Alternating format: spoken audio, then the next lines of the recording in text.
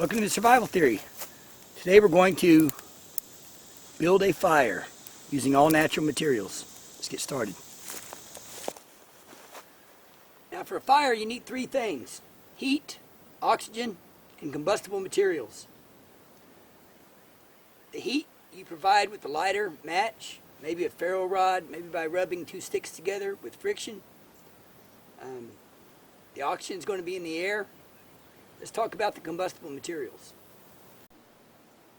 Now generally there's three categories of combustible materials.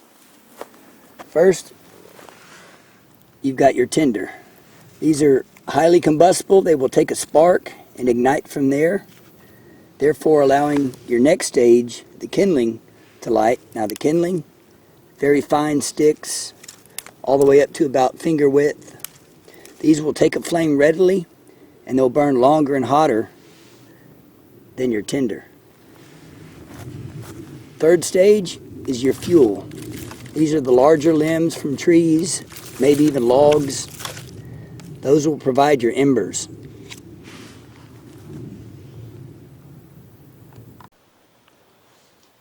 Now the purpose of tinder is to ignite easily, to spread your fire to the kindling.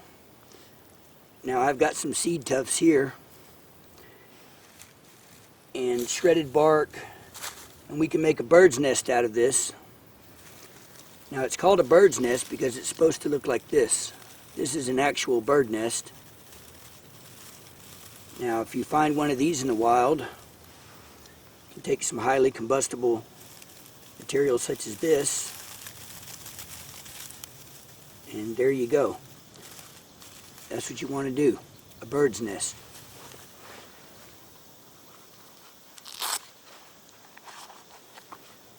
And that should take a spark and light right up.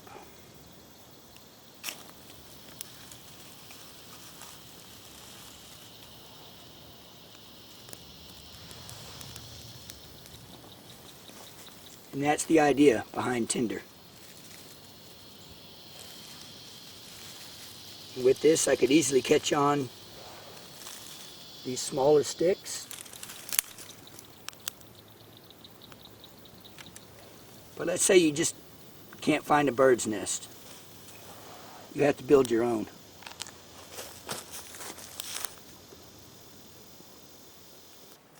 Now to build your own bird nest, I take this shredded bark, take the inner part of the bark, pull some of that out, start shredding it.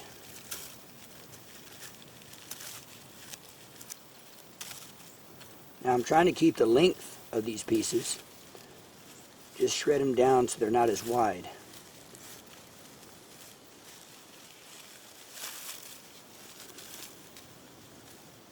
I want to get these pieces as fine as possible.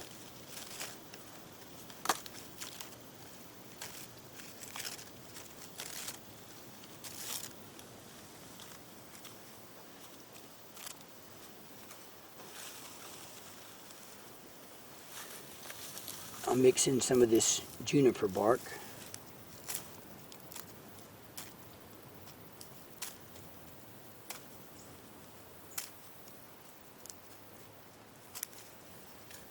This juniper bark should go up well. Some of it feels a little sticky. The oils in that will ignite easily, serve as an accelerant.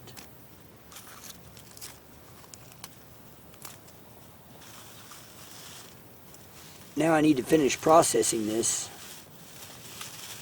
by gripping it, twisting it, pulling it, not breaking it, but breaking it up into fine hairs if possible.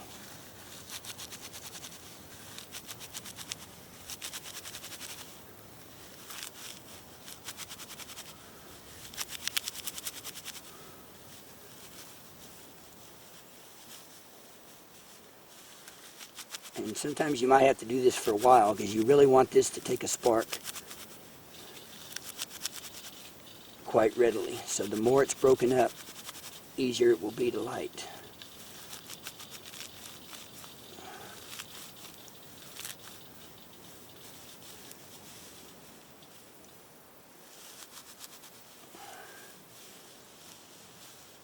might shape that into a bird nest. Take some of this stuff that fell out.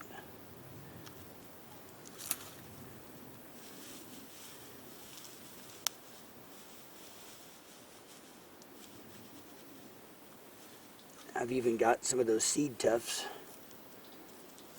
left over from the other fire when I stomped it out. I'll add that to it. There. So now we have a good bird's nest there. Let's move on to the next stage. Set that aside. Now you need to build your fire before you light it. For now I'm going to use a lean-to fire. That's the one I usually use. I'll put a large piece of wood that's raised at least several inches off the ground.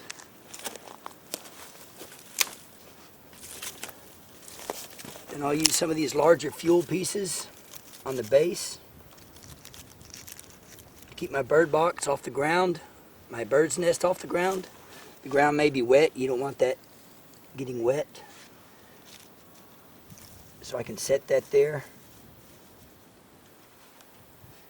Now on top of that, I'm going to start putting my kindling, because when I light this, I want it to light the tiny sticks. So I'm going to get these ready. Now the smaller the sticks, the better.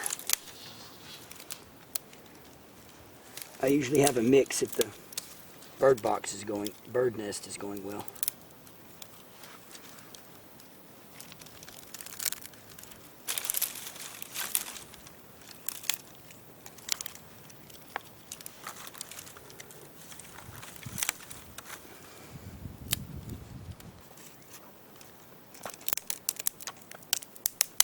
Now before you light your fire, you want to make sure you have enough material gathered. That's enough kindling to get started, but I've still got plenty more over here in case things don't go well, or I need more kindling to get my fuel lit. So let's get it lit.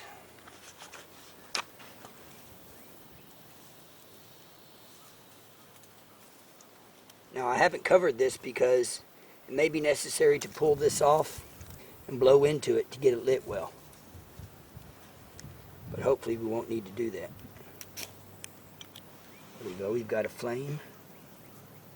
Just let that catch. Now see there, it went out. I was relying on these seed tufts and I hadn't broken them up enough. There, try that. There we go.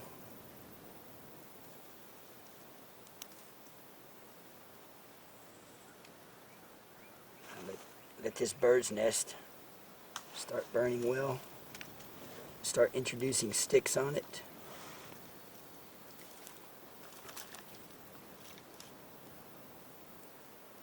Now this kindling is coming off of this larger stick down to the ground, so oxygen can still get under there and light it.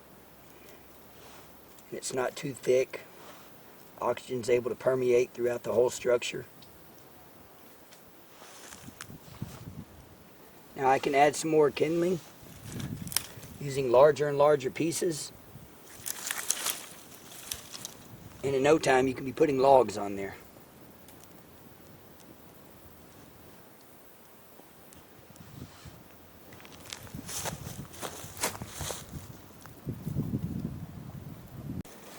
As you can see, I went out to put out the fire, and that bird's nest is still burning.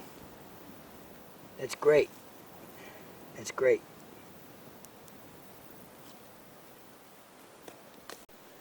Now, if you have a limited amount of material for a bird's nest, you can gather accelerants from the sap of pine trees, juniper trees, cedar trees. See that? These are chunks of sap from the outside. Some of it's yellow and wet. Some of it's dried up. Now this generally will not take a spark. There's some fresh stuff there.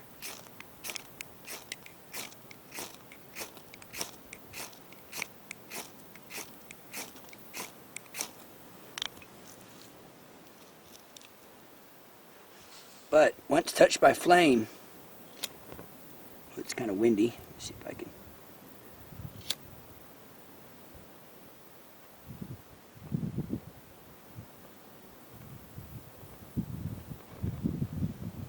It will burn like plastic once it's lit.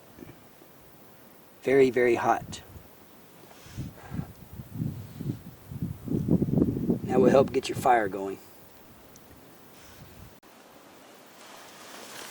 Now for tinder, you can use grass, but with grass it's kind of hit or miss because it can really hold moisture well. So make sure it's very dry. Break it up extra fine. Rub it in your hands. Get it all powdery. Get it fluffed up.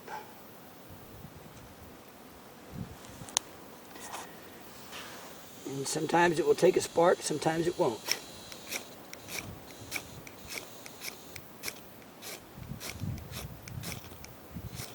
There, it's almost going.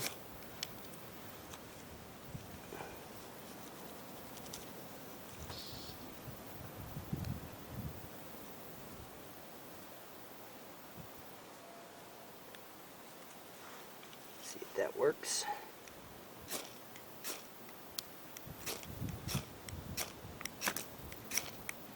There we go. Hit or miss with grass, but it will work.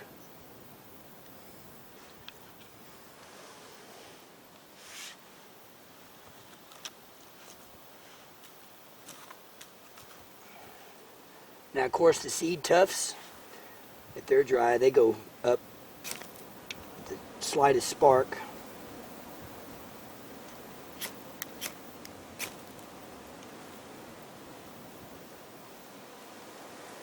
There, we lit it twice. There we go.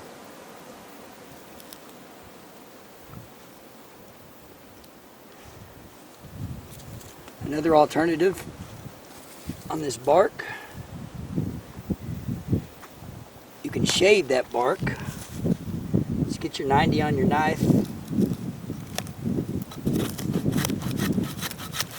Make some very fine shavings. Make some dust.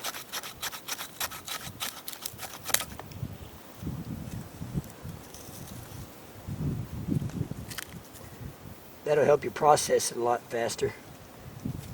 Give you some fine material to work with that'll catch sparks easier.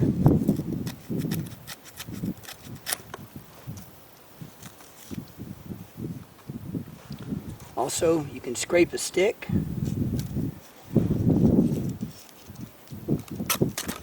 Use that 90 spine.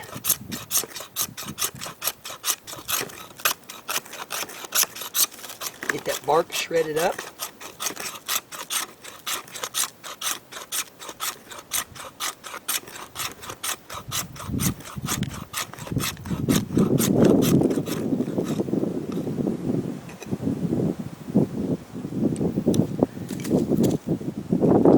It's kind of windy. Let's see. Now if it's wet, to get dry wood, you might have to split some wood and get to the inside where it might be dry. So you would baton wood. Because in some circumstances, the only dry material around might be on the inside of limbs. So batoning is a great way to access that dry wood. Then once you access that dry wood on the inside, you can shave off tiny slivers to use as kindling or tinder. You can also scrape with the 90 of your blade to get some dry sawdust. But I rarely ever do the batoning unless I need to get to dry wood in the middle. If there's not much material around that you can use, remember, you may come across an old fence post and be able to shave some tinder off of that.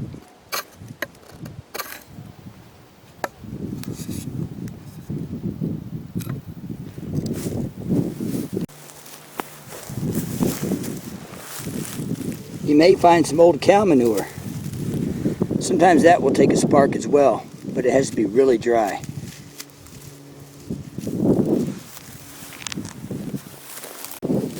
And of course, you can find one of these. Well, that's fantastic. There's your nature-made bird nest ready to go. Well, thanks for watching Survival Theory. Please share, like, subscribe, and leave some comments. And I'll see you next time.